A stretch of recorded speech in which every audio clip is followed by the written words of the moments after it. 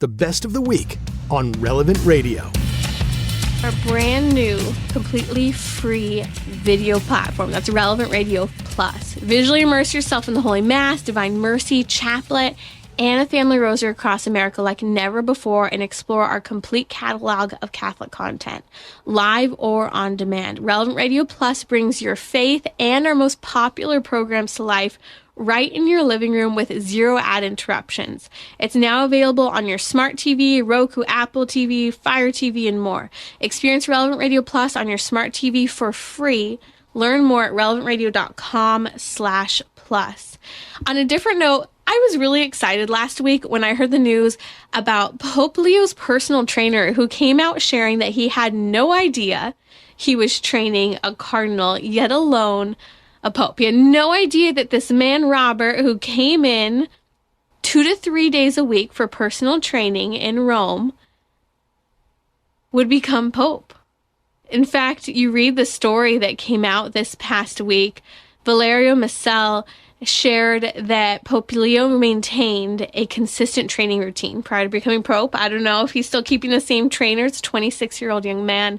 He would go to the gym 2 or 3 times a week, always friendly and smiling and very reserved. He would come dressed modestly, arriving in the morning, do his exercises with dedication, never mention his ecclesiastical function, said the trainer.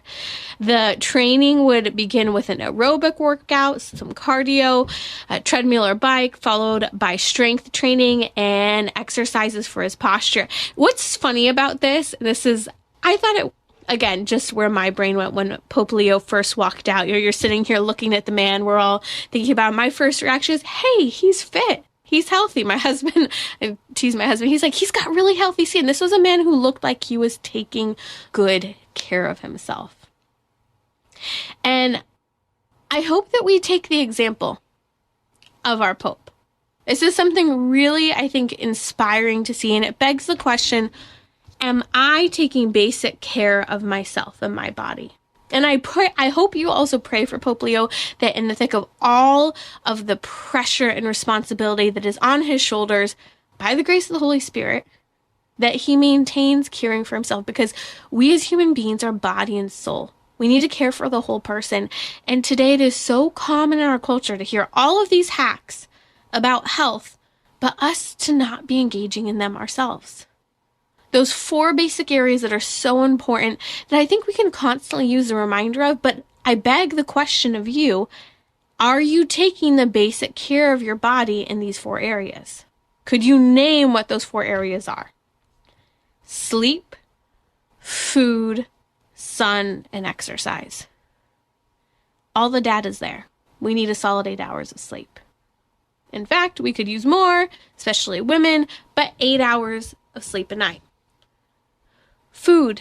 One simple thing that I love a lot of the health hackers out there today are saying, and it's so true, because if you want to stop snacking, if you want to stop being hangry, if you want to lose weight, do your proper portion of protein every day, which is your ideal body weight, your target body weight, in grams of protein. So if your ideal body weight is 175 pounds, you're getting 175 grams of protein in. It's simple. And you will be surprised when you front load your day and maintain good protein at all your meals, how much better you feel.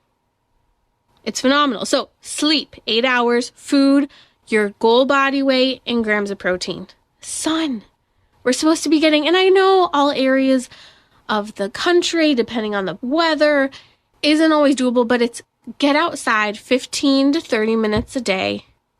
Trying ideally to expose your arms and legs to the sun, because that's where we get the most vitamin D. But it also includes, it could be walking. It could be that you're sitting outside working. It could be that you're sitting outside playing with your kids. I literally take my laptop outside and I will just plop myself outside and work, even in the heat, until I'm dying sometimes when it's super hot here in Southern California, or when it's cold. Just getting that fresh air and sunshine. It helps with our circadian rhythm, which influences stress, sleep, all of those elements. And finally, the fourth one that inspired this conversation, hearing about Pope Leo's personal trainer who was shocked when he became Pope because he didn't even know that he was a cardinal or could possibly become Pope. Here Pope Leo is coming in for his training sessions about 3 days a week. Are we exercising? I'm going to say this. You should realistically be doing something every day, a walk or something. It doesn't have to be long. My standard for myself is 15 minutes a day. I have to do 15 minutes of at least some sort of walk or workout. That's something we can do. But here's the bare minimum that I would challenge you to. 30 minutes 3 times a week. We can do that. Wake up a little earlier, stay up a little later. 30 minutes 3 times a week. It might be strength training. It might be walking. It could be throwing on whatever YouTube exercise video and doing that for a little while. It could even be a dance exercise video. It could be body weight exercise video. It could be whatever odd piece of equipment that you bought that you said you were going to exercise with that you probably never really use or wish you used. There's a YouTube video for all of that. But the plan for success is this. You have to plan it, make it part of your routine.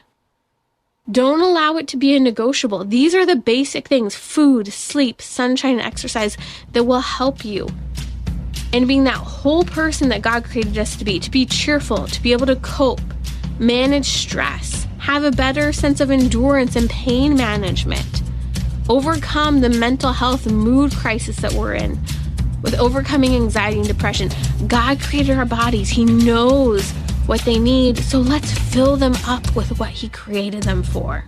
Like what you just heard? Share it with your family and friends. And thanks for listening.